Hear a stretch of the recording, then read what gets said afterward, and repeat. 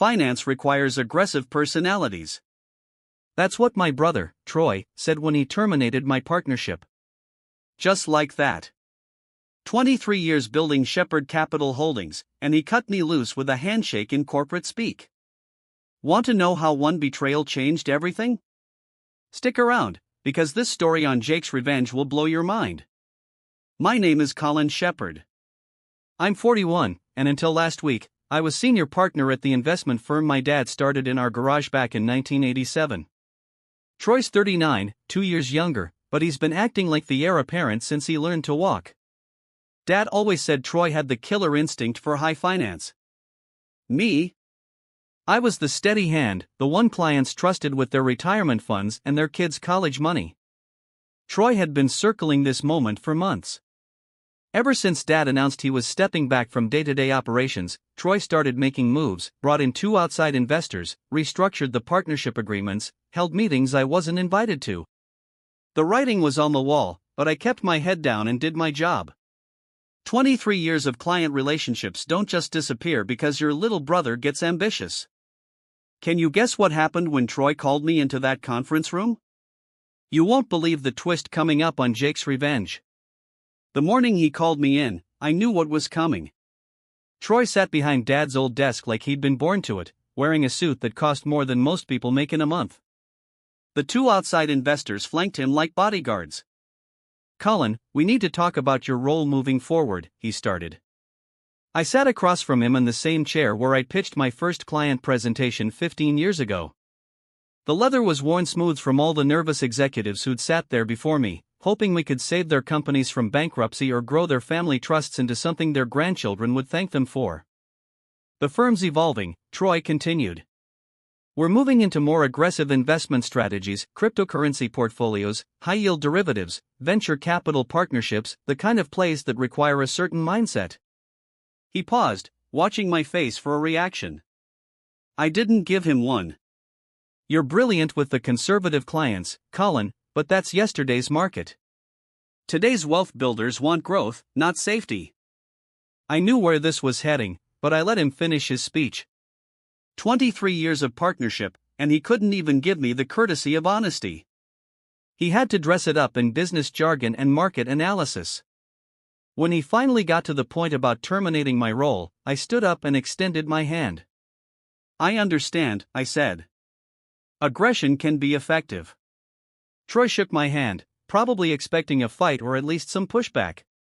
Instead, I walked out of that conference room and started making phone calls. He had no idea what he'd just unleashed. Don't miss what happens next. Subscribe to Jake's Revenge for the full story. Building Shepherd Capital wasn't just my career, it was my life. Dad started the firm when I was 18, fresh out of high school and hungry to prove myself. While Troy was off playing lacrosse at some private college, I was learning the business from the ground up, filing paperwork, cold calling prospects, driving Dad to client meetings in his beat-up Honda. By the time Troy graduated and joined the firm, I'd already established relationships with half our client base, doctors who trusted me with their malpractice settlements, lawyers who let me manage their retirement accounts, 3 old Boston families whose wealth went back to the shipping industry in the 1800s. These weren't flashy tech entrepreneurs looking for the next big score. They were people who valued consistency, integrity, and the kind of returns that compounded quietly over decades. Troy always saw that as a limitation. "We're leaving money on the table, Colin," he'd say whenever I'd recommend a conservative municipal bond over some venture capital scheme. "These trust fund babies have millions just sitting in savings accounts. We could triple their wealth in 5 years with the right aggressive strategy." But I knew our clients. Dr. Patricia Wynn didn't want to triple her wealth in 5 years. She wanted to know her retirement was secure and her daughter's medical school tuition was covered. The Blackwood Family Trust wasn't looking for explosive growth. They wanted preservation of capital that had survived the Great Depression, 2 world wars, and the 2008 financial crisis. That's where Troy and I differed. He saw dollar signs in growth percentages. I saw people. The cracks started showing about 6 months ago. Troy began scheduling client meetings without me, pitching new investment strategies that made me nervous. He'd come back from these meetings talking about cryptocurrency portfolios and hedge fund partnerships like they were guaranteed winners. When I'd ask for details, he'd wave me off with some comment about evolving the firm's vision. Then came the outside investors, two guys from New York with expensive watches and thin smiles. They'd sit in our conference room talking about market disruption and aggressive growth models while Troy nodded along like their best student. Dad seemed uncomfortable with them, but he was already talking about retirement, and Troy had convinced him these were the kind of partners who could take Shepherd Capital to the next level. I started noticing other changes: 2 phone calls that stopped when I entered the room, emails I wasn't copied on, documents that required only Troy's signature when they used to require both partners' approval. The morning Troy terminated my partnership, I wasn't surprised. Disappointed, maybe. Hurt that 23 years of partnership meant so little to him, but not surprised. What did surprise me was how calm I felt walking out of that building. I sat in my truck for an hour after Troy dismissed me, not because I was devastated, I'd seen this coming for months.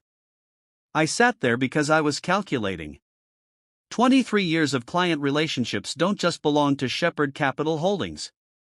They belong to the person who built them, nurtured them, earned the trust that makes them possible. Troy thought he was inheriting a client list when he took over the firm. What he was actually inheriting was my reputation, my relationships, and my word. That's when I realized what I had to do. 3 months earlier, during one of my routine reviews of our partnership agreements, I'd noticed something interesting: a clause buried deep in the limited partner documentation that gave certain high-value clients the right to redirect their investments immediately upon any change in senior management. It was standard language, the kind of protective measure wealthy families insist on when they're entrusting millions to an investment firm. Troy hadn't bothered reading the fine print. Neither had his New York investors. They were too busy planning their aggressive growth strategies to worry about contract details. I pulled out my phone and started scrolling through my contacts: Dr. Wynn, attorney Harrison Black from the Blackwood Family Trust, Margaret Foster, who managed the Peton estate, 6 families who represented over $87 million in managed assets, 6 families who trusted me personally for more than a decade. The first call was to Dr. Wynn. Patricia, it's Colin Shepherd. I wanted to let you know there have been some management changes at the firm, and I wanted to discuss your options under the partnership protection clause in your agreement. Her response was immediate. Are you leaving, Colin? I've been asked to step down from my partnership role. Then so am I. What do you need me to do? The conversation lasted 10 minutes. By the end, she'd agreed to transfer her entire portfolio, $12 million, to whatever firm I established next. The second call was to Harrison Black. Similar conversation, similar outcome, $15 million in trust assets, ready to move. By the time I drove home that evening, I'd made 6 phone calls and secured commitments for $87 million in transferred assets. Not bad for an afternoon's work. The beautiful part was Troy's timing. He terminated my partnership on a Friday afternoon, probably planning to announce his new vision for the firm on Monday morning. What he didn't realize was that gave me an entire weekend to execute the client notifications required by the partnership protection clauses. By Monday morning, Shepherd Capital Holdings would wake up to a very different reality. Want to see how Troy's world fell apart? Keep watching Jake's Revenge. I started the truck and drove home to my wife, Julia. She was in the kitchen when I walked in, and she took one look at my face and knew something had changed. How bad? She asked. Actually, I said, I think it might be very good. Monday morning arrived with the kind of crisp October air that makes Boston feel alive. I was up at 5 a.m., drinking coffee, and reviewing the legal documents I'd been preparing for months. By 7 a.m., I was already at the office of Patterson & Associates, the law firm that had helped me incorporate Shepherd Advisory Group 2 months earlier.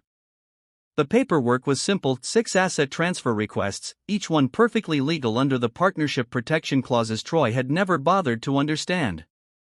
$87 million moving from Shepherd Capital Holdings to my new firm before Troy even opened his office. I was back home by 9 a.m. when my phone started ringing. Colin, what the hell did you do? Troy's voice was tight with panic. I exercised my client's contractual rights, I said. Something you might want to familiarize yourself with. You can't just steal our clients. I didn't steal anything. I simply informed them of their options under the management change provisions in their agreements. They made their own decisions. The line went quiet for a long moment. When Troy spoke again, his voice had changed. Gone was the panic, replaced by something colder. You think you're clever, Colin, but you've made a serious mistake. Those clients signed contracts with Shepherd Capital Holdings. We have legal grounds to block any transfers. Actually, you don't. I wrote most of those contracts. Remember? I made sure the protection clauses were ironclad. We'll see about that. I'm calling our lawyers. The call ended, and I knew Troy was about to make his first real mistake as managing partner. Within an hour, he'd be sitting across from expensive attorneys trying to find some way to claw back the clients he'd just lost. He'd spend thousands on legal fees, waste time he didn't have, and ultimately discover what I already knew: the contracts were bulletproof. But Troy's real problem wasn't legal. It was mathematical. Shepherd Capital operated on a management fee structure. We earned 1.5% annually on all managed assets, plus performance bonuses on successful investments. With $87 million walking out the door, Troy had just lost over $1 million in annual revenue. The two outside investors who'd backed his takeover weren't going to be happy about that. My phone rang again around noon. This time, it wasn't Troy. Colin, this is Gerald. My father's voice was carefully neutral, but I could hear the tension underneath. Dad, we need to talk. Can you come to the office? I don't think that's a good idea. Troy made his position pretty clear on Friday. Troy isn't running this conversation. I am. I drove to the office wondering what kind of reception I'd get. The Shepherd Capital Holdings building was a converted brownstone in Boston's financial district, the kind of understated elegance that old money clients preferred to flashy glass towers. I'd helped Dad choose this location 15 years ago, back when we were moving out of the garage and into our first real office space. The receptionist, Kelly, looked uncomfortable when I walked in. She'd been with us for 8 years, and I could see the conflict in her eyes. "He's waiting in the conference room," she said quietly. I found Dad sitting alone at the mahogany table where Troy had terminated my partnership 3 days earlier. He looked older than his 68 years, and I realized this whole situation was taking a toll on him. Sit down, Colin. I took the same chair I'd occupied on Friday, but this time the dynamic was different. Dad wasn't mediating between his sons anymore. He was trying to save his company. Troy tells me you've stolen our clients. Troy tells you a lot of things. The question is whether you believe them. Dad studied my face for a long moment. What did you do? I gave 6 clients the information they needed to make informed decisions about their investments, information Troy should have provided when he announced the management changes. And they all chose to follow me. Dad leaned back in his chair, and for the first time in months, he looked like the man who'd built this company from nothing. "Tell me about these protection clauses," he said. I pulled out a folder I'd brought with me. Inside were copies of the 6 contracts that had just cost Troy $87 million. Page 4, Section 12, I said, sliding Dr. Wynn's contract across the table. Standard wealth protection language that every high-net-worth client insists on. In the event of a change in senior management, limited partners have the right to immediate asset reallocation without penalty. Dad put on his reading glasses and studied the document. I watched his face as he absorbed the implications. You wrote this clause into every major contract. Everyone. You taught me to protect our clients' interests, Dad. This is what protection looks like. He closed the folder and looked at me with something that might have been respect. Troy doesn't know about these clauses, does he? Troy doesn't read contracts. He signs them and moves on to the next deal. But you've been planning this for months. I've been preparing for this possibility since Troy brought in the outside investors. When you announced your retirement, I knew what was coming. Dad was quiet for a long moment, processing everything I told him. When he spoke again, his voice was different. "There's something you need to know about those investors," he said. "Something Troy hasn't told you." I waited. They didn't just want a partnership stake in Shepherd Capital. They wanted to acquire us outright. The plan was to use our client relationships to bootstrap a much larger investment fund. Troy convinced them to start with a partnership arrangement, but the endgame was always a complete buyout.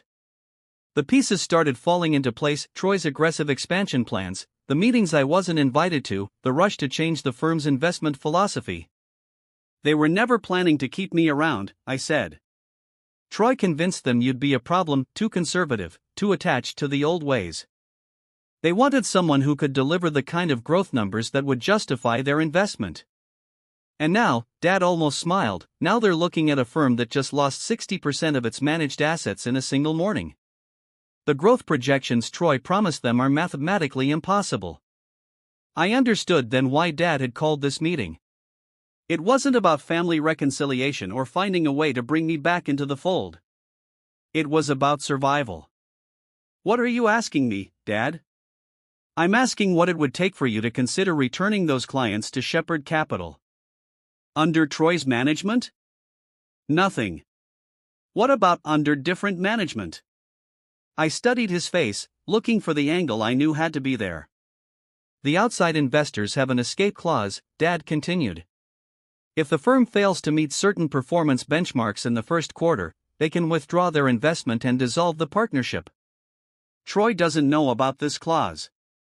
It was added to the agreement after he signed it. You're planning to force them out. I'm planning to give them a reason to leave voluntarily. The question is whether you'd be interested in rebuilding what we started. I thought about the 6 phone calls I'd made on Friday afternoon, the trust those clients had placed in me personally, not in the Shepherd Capital name, the new firm I'd already incorporated, the office space I'd already leased. I appreciate the offer, Dad, but I think it's too late for that. His expression told me he'd been expecting that answer. Then I guess we'll see what happens next. The call came at 6 a.m. Tuesday morning. Margaret Foster, who managed the Peton estate, was on the line. Colin, I just got off the phone with Harrison Black. He says you're setting up a new firm. That's right.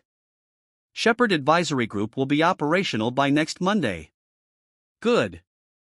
The Peton trustees met yesterday evening. We're ready to transfer the full portfolio, $28 million, but we have a request. I waited. We'd like you to consider taking on additional clients. We've been talking to some other Boston families who are concerned about changes in their current wealth management arrangements. That was how I learned about Troy's weekend. While I'd been setting up my new firm, he'd been making desperate phone calls to every major client, trying to convince them to stay with Shepherd Capital. His pitch had been aggressive, promising returns that bordered on impossible, and dismissing their concerns about the management changes. The old money families of Boston don't respond well to aggressive sales tactics. By Tuesday afternoon, I had inquiries from 4 additional families representing another $43 million in managed assets. Word was spreading through the quiet networks that connect Boston's wealth management community. Wednesday brought a different kind of call. Colin Shepherd speaking. This is David Morrison from Morrison & Associates. We represent Shepherd Capital Holdings. We need to discuss your recent client solicitation activities. I'd been expecting this call since Monday. I haven't solicited anyone, Mr. Morrison. I've simply responded to inquiries from former clients. Our understanding is that you actively contacted clients to encourage them to terminate their relationships with Shepherd Capital. Your understanding is incorrect. I contacted clients to inform them of their contractual rights under existing partnership protection clauses, nothing more. We have documentation suggesting otherwise. Then you should review the documentation with someone who understands contract law. I'll be happy to provide copies of all relevant communications if you'd like to pursue this legally. The call ended quickly after that. Troy was grasping at straws, trying to find some legal angle that would force his clients back.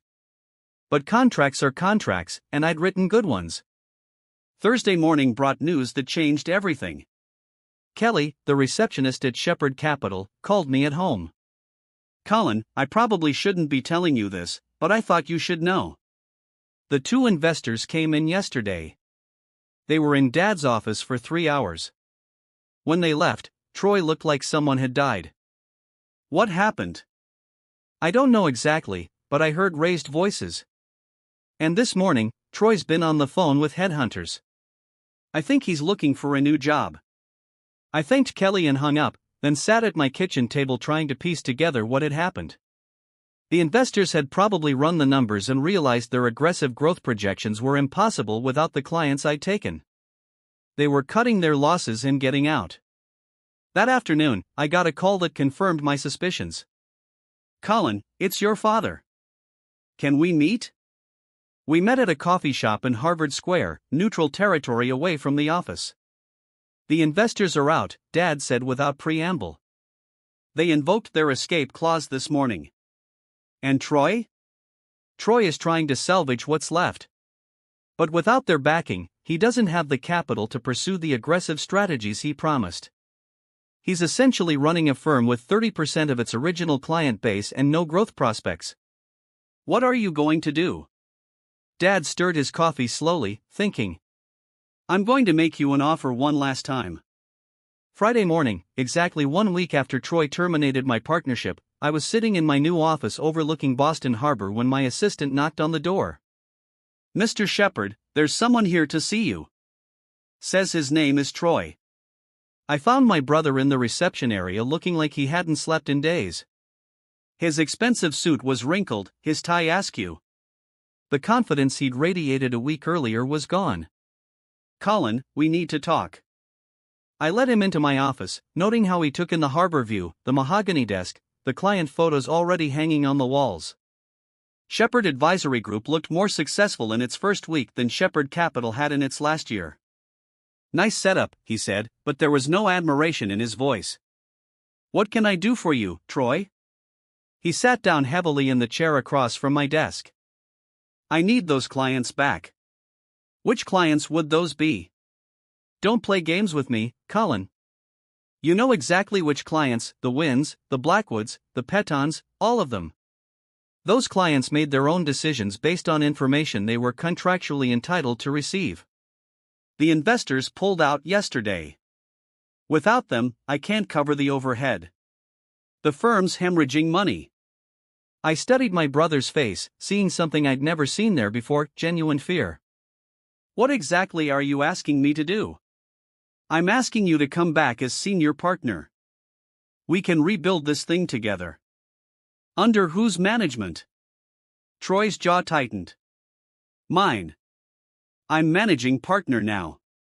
Then you have everything you wanted. I don't see the problem.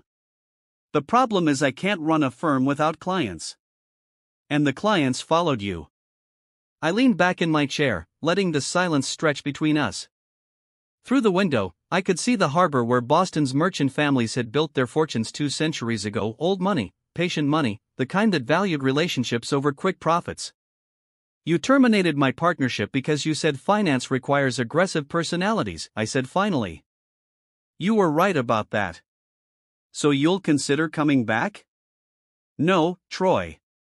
I'm saying you're about to discover just how aggressive I can be. The Shepard Capital Holdings building went up for sale the following month. Troy tried to keep the firm running with the remaining clients, but the numbers didn't work. Without the steady revenue from long-term wealth management contracts, he couldn't cover the overhead of a financial district office and a full staff. Dad called me when Troy finally admitted defeat. He's shutting it down, Dad said. 25 years, and it's over. I'm sorry it came to this. Are you? I thought about that question. Was I sorry my brother had destroyed the company our family had built? Yes. Was I sorry he'd learned that actions have consequences? No, I'm sorry Troy couldn't see past his own ambition, I said finally. What about you? Any regrets? I looked around my office at Shepard Advisory Group. 6 months after opening, we were managing over $130 million in assets. 3 of the senior staff from Shepard Capital had joined us, along with 2 junior analysts who'd been frustrated by Troy's erratic management style. We'd outgrown our initial office space and were planning to move to larger quarters in the spring. No regrets, Dad. This is what I should have done years ago. 2 weeks later, I got a package in the mail with no return address. Inside was a photo from the Shepherd Capital Holdings Christmas party 3 years earlier. Troy and I were standing together behind Dad, all three of us smiling at the camera. On the back, someone had written, "Before it all went wrong." I studied that photo for a long time, remembering the man Troy used to be before ambition corrupted his judgment. Then I filed it away in my desk drawer. Some bridges, once burned, can't be rebuilt. But sometimes, that's exactly what needs to happen. The past was behind me now, and the future looked remarkably clear. Building something with integrity takes time, but destroying it with arrogance happens remarkably fast. Don't forget to like, comment, and subscribe to Jake's Revenge for more stories of betrayal and redemption.